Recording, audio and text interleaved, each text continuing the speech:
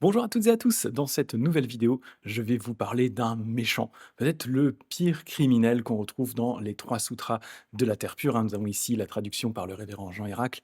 Il s'agit du prince Ajatasattu, hein, le prince qui a tué son propre père, qu'il a laissé mourir de faim dans une cellule. Ah, c'est vraiment le méchant des trois sutras. Et pourquoi est-ce que j'ai envie de vous en parler aujourd'hui? Eh bien, c'est parce que ce méchant, il a une importance particulière pour Shinran, à tel point que Shinran, eh bien, va le considérer comme un bodhisattva. Ça paraît complètement fou, mais pourtant, c'est ce que Shinran va faire. Parce qu'en fait, Ajatasattu, ou Ajase, son nom est difficile à prononcer, Ajase en japonais, hein, Ajatasattu, eh bien, il représente pour Shinran deux éléments importants. Ça va être vraiment le catalyseur, celui dont les événements mauvais vont pousser le Bouddha à enseigner la voie de la terre pure à la reine Vaidéhi, hein, qui va les accepter. La reine Vaidéhi, c'est la maman de Ajatasattu, hein. Et la deuxième chose, c'est que Ajacé, ça va être aussi cet archétype de la personne qui est difficile à sauver, l'archétype vraiment de la personne mauvaise par excellence. C'est-à-dire que si Ajatasattu, si Ajacé peut être sauvé, ça veut dire que n'importe lequel d'entre nous peut également être sauvé. Donc c'est ça qu'on va regarder aujourd'hui. Donc déjà, pour vous donner un petit peu de contexte, hein, je vais tout simplement vous relire l'introduction du Sutra des Contemplations qui nous explique bien ce qui se passe sur le moment et cette histoire avec Ajatasattu. Donc à nouveau, hein, c'est la traduction du révérend Jean Héracle dans Trois Sutras et un traité de la Terre pure. Introduction. Voilà ce que j'ai entendu. À un moment donné, le Bouddha demeurait sur le mont Vautour, près de la cité du roi Maison. Il y avait avec lui une grande assemblée de moines, en tout 1250 moines, ainsi que 32 000 bodhisattvas, dirigés par Manjushri, le prince de la loi. À cette époque, dans la grande cité de roi Maison, il y avait un prince héritier nommé Ajatasattu.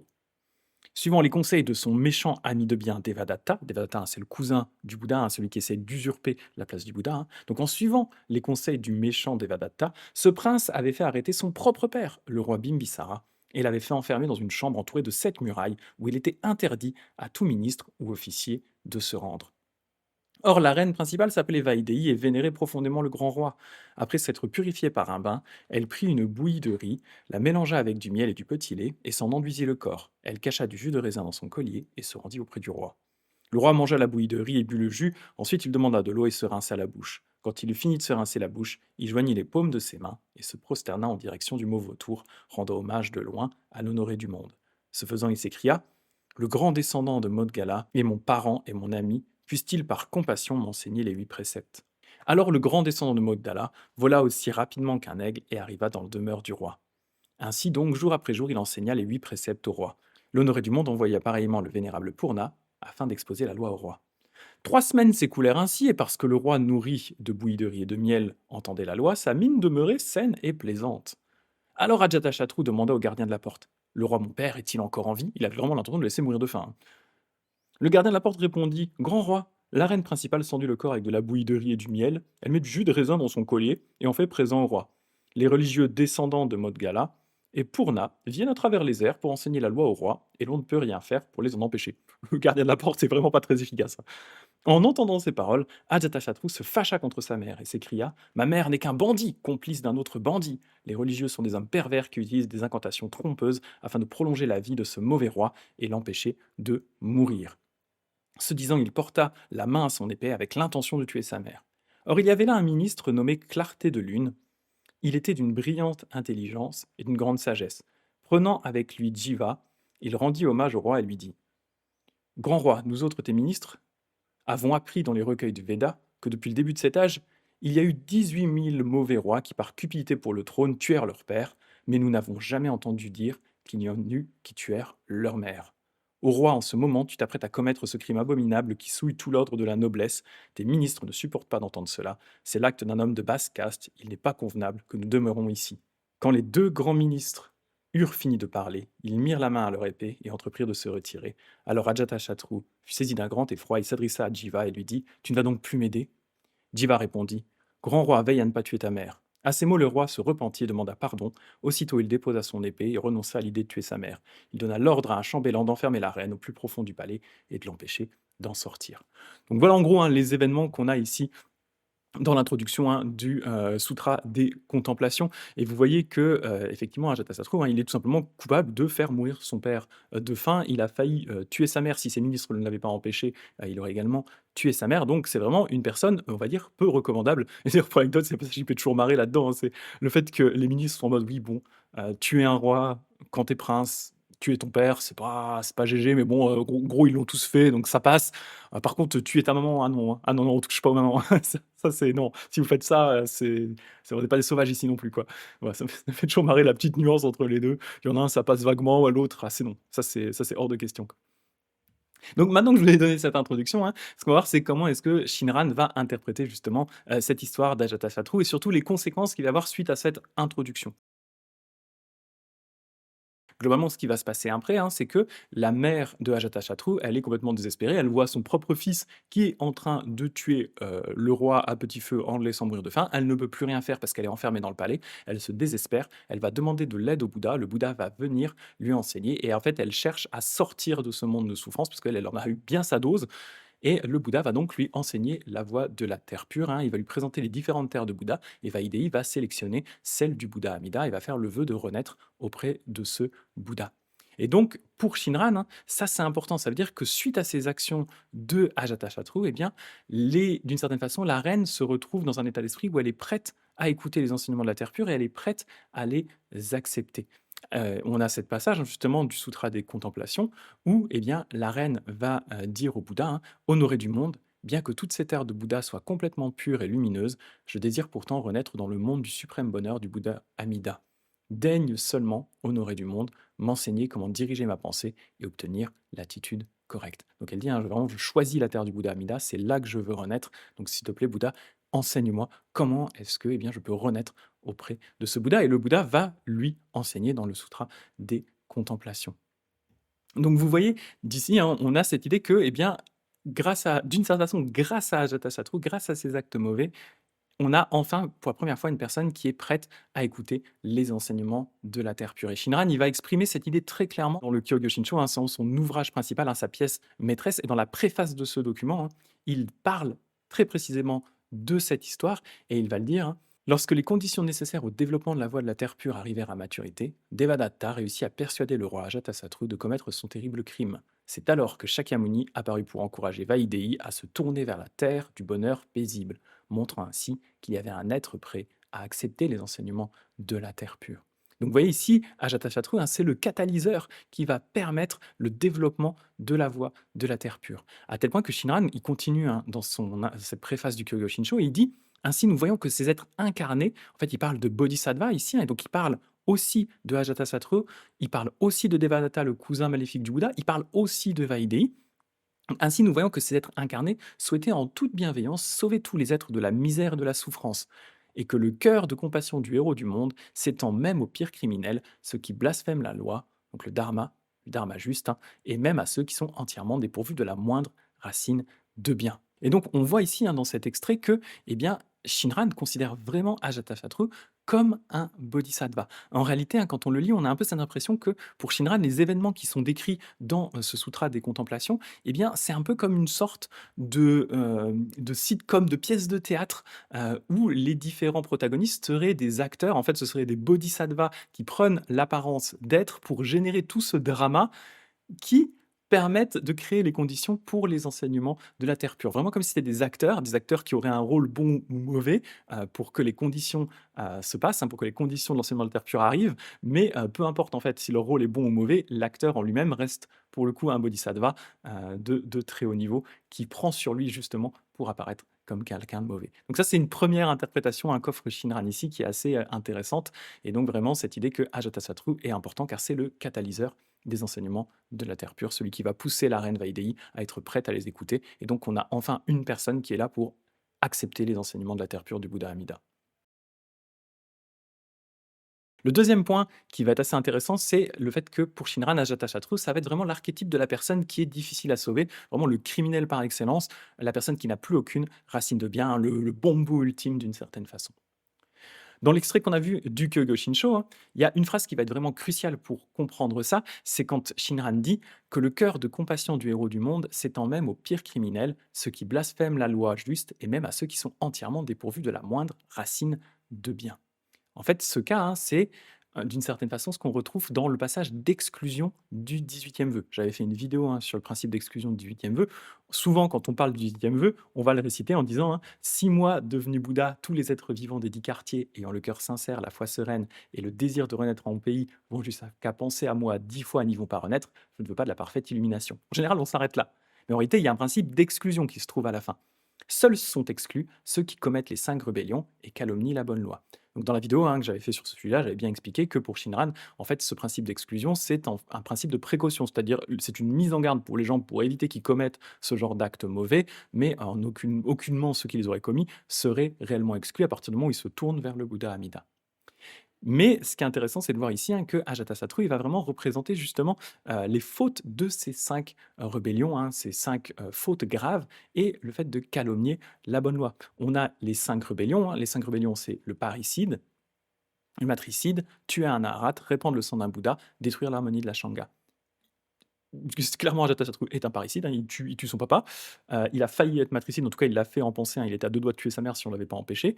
Tuer un Naharat, eh bien, en fait, son père, comme il commençait déjà à aller sur la voie bouddhiste, il suivait les enseignements du Bouddha, on est déjà à peu près à ce niveau-là. Répandre le sang d'un Bouddha, là, il ne le fait pas directement, mais il attaque clairement le bouddhisme. Détruire l'harmonie de la Shanga, bah pareil, hein, il tue une personne qui était un soutien du Bouddha et qui profitait des enseignements du Bouddha. Donc on voit vraiment hein, les 5 rébellions, il est en plein dedans, hein, Ajatasattu. Et le fait de calomnier la bonne loi, hein, on l'a vu dans le passage plus haut dans le Sutra des Contemplations, hein, où on avait ce passage où Ajatasattu, hein, il va se fâcher contre sa maman et il dit hein, ma mère n'est qu'un bandit complice d'un autre bandit. Les religieux, donc il parle ici des moines bouddhistes, hein, les religieux sont des hommes pervers qui utilisent des incantations trompeuses afin de prolonger la vie de ce mauvais roi et l'empêcher de mourir. Donc là, il est en train clairement de calomnier le dharma, hein, la bonne loi. Donc il se place vraiment en opposition vis-à-vis de ça. Et donc tout ça fait que Ajatasattu hein, serait ce qu'on appelle un Nichantika, en fait, hein, une personne qui a coupé toutes ses racines de bien et qui n'a plus la possibilité de devenir un Bouddha. Mais ce qui va être très intéressant ici, hein, c'est que eh bien, l'histoire de Ajatasattu, elle ne s'arrête pas à ce qu'on retrouve dans le Sutra des Contemplations. Le Sutra des Contemplations, c'est plutôt l'introduction, vraiment le passage qui montre les actes mauvais d'Ajatasattu, mais il y a un autre sutra qui va nous parler de la rédemption de Ajatasattu. Et c'est ce sutra-là qui va intéresser énormément Shinran, et c'est le sutra du Nirvana. En fait, Shinran, hein, il va globalement citer quasiment tous ces passages du sutra qui concernent Ajatasattu. Ça fait une vingtaine de pages dans la traduction anglaise. Ça représente un quart, globalement, même un peu plus d'un quart du chapitre sur la foi dans le Kyogo Shinsho. Shinran, il va placer un gros placard de 20 pages en plein dans le chapitre sur la foi pour raconter l'histoire de la rédemption d'Ajatasattu. Ça montre à quel point c'est important pour lui. Donc je ne vais pas vous lire bien sûr les 20 pages, hein, sinon la vidéo va être très longue, mais en voici globalement un résumé. Suite au meurtre de son père, Ajatasattu il commence à être en full panique. Alors, c'est pas vraiment des remords, ce serait un peu fort, c'est plus en réalité une anxiété profonde à l'idée de se dire: «Mais attends, j'ai commis un crime horrible, qu'est-ce qui va se passer quand je vais mourir?» Et ça commence à le stresser à un point qu'il en développe une maladie de peau, il va vraiment, vraiment mal et il ne sait pas quoi faire. Sa mère, qui, bah, du coup, qui est vraiment une personne bonne, hein, pourtant même si lui a essayé de la tuer, eh ben, elle va essayer de l'aider, elle va prendre soin de lui, mais ça, même si ça l'aide sur le point de vue physique, eh bien, en fait, ça ne l'aide pas sur le point de vue psychologique, il est toujours en immense détresse et en immense panique. Les ministres autour de lui vont essayer de l'aider en lui, parlant des différentes philosophies de l'Inde de l'époque et en quoi finalement avoir tué son père, c'était pas si grave que ça. Mais rien n'y fait, ça n'arrive pas à apaiser ses angoisses. Jusqu'à ce que Jivaka, qui l'avait déjà empêché de tuer sa maman avant, hein, jusqu'à ce que Jivaka vienne l'aider, et Jivaka eh bien, va lui proposer d'aller voir le Bouddha, de tourner son cœur vers le Bouddha, d'aller voir le Bouddha, d'aller voir le médecin pour l'aider. Et donc, Ajatasattu ose pas y aller au début, hein, parce qu'il se dit j'ai vraiment été contre lui, mais si Jivaka, il dit si Jivaka tu viens avec moi, ok, on y va ensemble. Donc Jivaka il va avec lui, et donc il va aller voir le Bouddha. Le Bouddha va lui enseigner le bouddhisme, il va essayer de l'aider, et suite à ça, en fait, Ajatasattu eh bien, va décider de devenir un bodhisattva, à tel point qu'il va dire hein, ça ne me gênera pas d'aller en enfer si je peux aller aider les êtres. Alors qu'il était quelques heures avant en panique complète, en train de développer une maladie de peau d'anxiété, à l'idée justement de tomber dans les enfers. Dans toute sa discussion avec le Bouddha, il y a un passage justement qui est très intéressant, c'est le moment où Ajatasattu, hein, prend conscience que malgré le fait qu'il n'avait plus aucune racine de bien en lui, hein, qu'il les avait toutes coupées à cause de ses actes extrêmement néfastes, donc il était devenu un Nichantika, une personne impossible à sauver, une personne qui ne peut plus se sauver par elle-même, eh bien, il se rend compte que le Bouddha va, d'une certaine façon, lui redonner cette graine de bouddhéité, va lui donner ce cœur de Bouddha, et que grâce à ça, il va pouvoir lui-même devenir un Bouddha.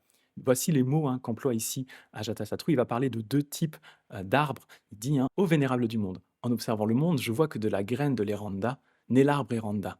Je ne vois pas d'arbre Kandana pousser d'une graine d'Eranda. Mais maintenant, pour la première fois, je vois un arbre Kandana pousser d'une graine d'Eranda.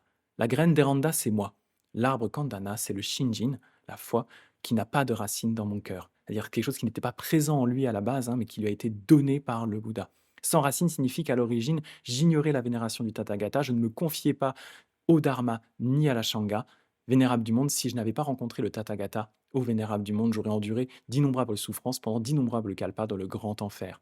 À présent, je rencontre le Bouddha. Par la vertu acquise lors de cette rencontre, je détruirai les passions aveugles et l'esprit mauvais des êtres sensibles. Le Bouddha dit: excellent, excellent grand roi, je sais maintenant que tu parviendras sans faute à détruire le mauvais esprit des êtres sensibles. Ô vénéré du monde, si je peux détruire le mauvais esprit des êtres sensibles, même si je devais demeurer constamment dans l'enfer Avicii, donc le pire des enfers, hein, pendant d'innombrables kalpas, endurant douleur et souffrance pour le bien des êtres sensibles, cela ne me causerait aucune souffrance. Donc il y a vraiment un changement complet de paradigme, hein, chez Ajatasattu, et vous voyez qu'il y a vraiment cette rédemption qui est mise en place. Il le dit, hein, d'un coup, en fait, il y a une sorte de d'arbre qui pousse en moi, qui n'avait pas de graines dans mon cœur, parce qu'il n'avait plus de graines de bouddhéité. Cet arbre, c'est l'arbre de la bouddhéité qui naît dans son cœur grâce à la foi, grâce à Shinjin, et ce cœur, c'est le cœur qui lui est donné par le Bouddha. Et vraiment, Shinran, il va transférer tout ça, de cette logique, il va le transférer par rapport au Bouddha Amida, en disant c'est exactement ce qui se passe avec le Bouddha Amida. C'est-à-dire que la compassion du Bouddha Amida, elle va, eh bien, s'adresser à tout le monde, et en particulier aux personnes qui sont difficiles à sauver, les personnes qui ne peuvent plus se sauver par elles-mêmes, les personnes qui ont coupé leurs racines de bien. Et bien, pour ces personnes-là, le cœur de la foi, Shinjin, le cœur du Bouddha, eh bien, c'est ça qui va devenir la graine de la bouddhéité, qui va pouvoir pousser naturellement dans le cœur de ses pratiquants grâce au Bouddha lui-même. Et vous voyez, du coup, ça s'applique même aux personnes qui, techniquement, sont censées être exclues du 18e vœu, même si, à nouveau, hein, pour Shinran, ce n'est pas un principe d'exclusion, c'est juste un principe de précaution. Mais même les personnes qui auraient commis les actes qui devraient les exclure du 18e vœu, eh bien, ne sont pas exclues de ce vœu grâce à l'action du Bouddha. Car c'est justement, hein, Shinjin, c'est vraiment le cœur d'éveil du Bouddha qui est donné à un être mauvais, à une personne mauvaise. Et donc ça, hein, c'est ce que Shinran explique clairement dans le passage du Kyoyo-Shincho qu'on avait vu avant, hein, quand il dit que le cœur de compassion du héros du monde, donc à la fois ici Shakyamuni et Amida, hein, le cœur de compassion du héros du monde s'étend même aux pires criminels, ceux qui blasphèment la loi, le dharma juste, et même à ceux qui sont entièrement dépourvus de la moindre racine de bien. Donc ça, c'est Ajatasattu qui nous montre ça, entre guillemets, à cause des actes horribles qu'il va commettre, et ensuite, grâce à la rédemption qu'il va pouvoir avoir, uniquement grâce à l'action du Bouddha. Donc pour conclure, hein, de par ces actions mauvaises telles qu'elles sont décrites dans le Sutra des Contemplations, on voit bien que Ajatasattu, eh bien, il est à l'origine de cette chaîne d'événements qui vont permettre le déploiement du bouddhisme de la Terre pure, hein, le fait que Vaidéhi sera prête, la reine sera prête à écouter les enseignements de la Terre pure, et également, hein, que, eh bien, de par sa rédemption, il montre que même les pires personnes, même les pires criminels peuvent être sauvés par le Bouddha à partir du moment où elles se tournent vers lui, où elles s'en remettent d'un cœur sincère au Bouddha, se disent, bah, même si je ne peux me sauver par moi-même, eh bien, ce n'est jamais impossible pour le Bouddha. Et donc, c'est vraiment ça que représente la voie de la Terre pure, hein, la foi qui est donnée par le Bouddha et qui permet à n'importe quel être, eh bien, de lui-même atteindre la bouddhéité en se basant sur les vœux et sur la force du Bouddha et pas sur ses propres forces à soi. Donc, il n'y a pas de personne assez mauvaise, hein, ce que Ajatasattu représente, hein, c'est qu'il n'y a pas de personne assez mauvaise pour être disqualifiée de la compassion du Bouddha et de la possibilité de renaître dans la Terre pure. Et donc, c'est pour toutes ces choses-là, hein, que, eh bien, Shinran parle d'être incarné quand il parle d'Ajatasattu, hein, parce que pour lui, hein, c'est vraiment une sorte de bodhisattva. Alors un bodhisattva complètement différent de ce qu'on imagine, hein, parce que vraiment un bodhisattva qui là a commis des actions vraiment horribles, mais qui finit de toute façon réellement par devenir un bodhisattva à la fin, et qui nous montre, voilà, qui nous montre que la voie, elle est ouverte à tous. On peut tous devenir des Bouddhas malgré ce qu'on a pu commettre par le passé, que la rédemption, elle est toujours possible. Donc voilà ce que je voulais partager avec vous dans cette vidéo un petit peu plus longue que d'habitude. J'espère que c'était intéressant, hein. N'hésitez pas si vous avez des questions ou des remarques à ce sujet-là. D'ailleurs, si vous voulez en apprendre plus, j'en profite sur Ajatasattu, hein. Je vous montre, il existe un livre assez obscur, il est aussi obscur que son format est bizarre.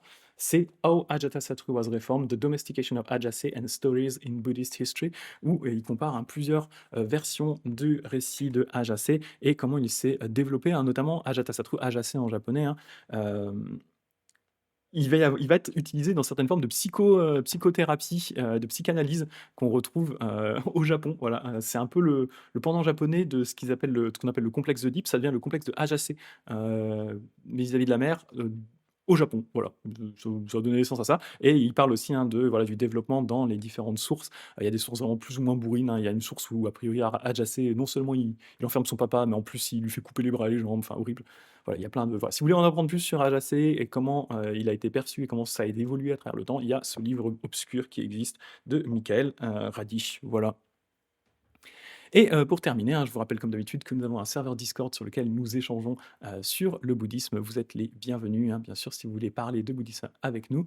Pas que de Jodo Shinshu, on parle de toutes les formes de bouddhisme, mais surtout, on organise une cérémonie de Jodo Shinshu tous les lundis à 20 h sur le canal vocal de ce serveur Discord. Voilà, on fait une petite cérémonie, on discute, de plein de sujets, hein, vraiment, je réponds en priorité aux questions que vous pouvez avoir. J'en profite pour faire des petites présentations comme ce que je fais là aussi. Voilà, vous êtes les bienvenus et nous avons aussi depuis peu une association française du bouddhisme Jodo Shinshu, la première en France. Donc voilà, si vous voulez nous rejoindre, rejoindre le serveur Discord et l'association, toutes les infos sont dans la description de cette vidéo. Et je vais terminer par le Nembutsu Namo.